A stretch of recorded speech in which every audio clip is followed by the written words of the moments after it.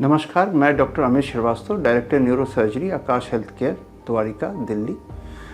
आपको आज मैं आया हूँ इन्फॉर्मेशन देने अबाउट डिजीज़, ब्रेन की एक डिजीज़ है जिसको कहते हैं एकॉस्टिक श्वानोमा। ये ट्यूमर सुनने की और बैलेंसिंग के नस से ओरिजिनेट होती है हमारे कान के पिछले हिस्से में, ब्रेन स्टेम के एरिया में।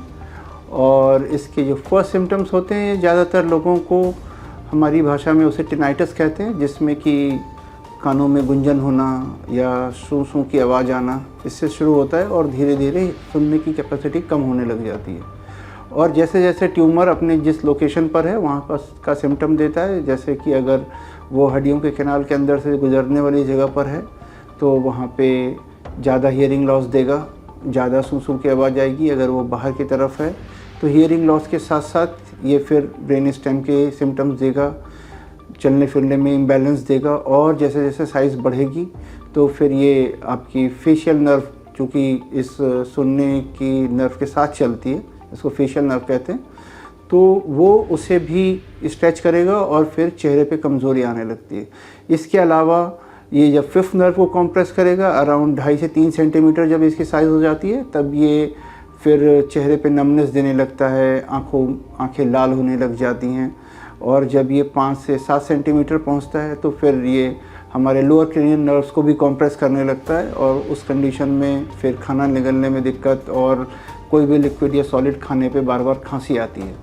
तो ये इसके क्लिनिकल प्रेजेंटेशंस हैं। और जो एकॉस्टिक श्वानोमा होता है ये कोई कैंसर नहीं है, ये एक बेनाइन ट्यूमर है। श्वानोमा है, ये नर्व का ट्यूमर इसे कहते हैं हमारी भाषा में। और ये कुछ लोगों में अनुवांशिक भी हो सकता है। और इसके इलाज के लिए इन्वेस्टिगेट करने के लिए सबसे पहले तो हम इसमें एमआरआई करते हैं, कॉन्ट्रास्ट एमआरआई, देखने के लिए कि ट्यूमर की साइज़ क्या है, उसका एक्सटेंट क्या है, क्या क्या नर्व दबा रहा है।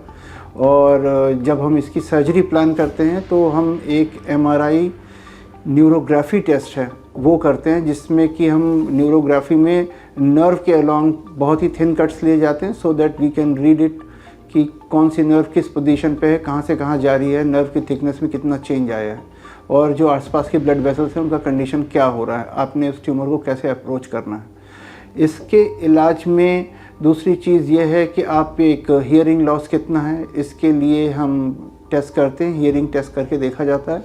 इसके अलावा क्लिनिकल टेस्ट में फिर फेशियल नर्व कैसी है और touch sensation of the face कैसा है, लोअर क्रेनियल नर्व का टेस्ट करके देखते हैं। और अगर ट्यूमर बहुत छोटा है, लेस देन 2.5 to 5 मिलीमीटर है, तो उस कंडीशन में आपको गामा नाइफ थेरेपी की सलाह दी जा सकती है। गामा नाइफ थेरेपी एक तरीके की गामा रेडिएशन है, जिसमें कि ट्यूमर पे रेडिएशन देने के बाद, ये खुद भी ट्यूमर बहुत स्लो ग्रोइंग है, तो इसके रेडिएशन के बाद इसका ग्रोथ काफ़ी स्लो डाउन हो जाता है। लेकिन अगर यही ट्यूमर 3 सेंटीमीटर से ज़्यादा है और सिग्निफिकेंट हियरिंग लॉस कर रहा है, तो इसको सलाह दी जाती है कि आप इस ट्यूमर की सर्जरी करवाइए। This is a type of micro neuro surgery. और इसे ध्यान से ट्यूमर निकालना होता है और चेहरे की नस को भी बचाना होता है।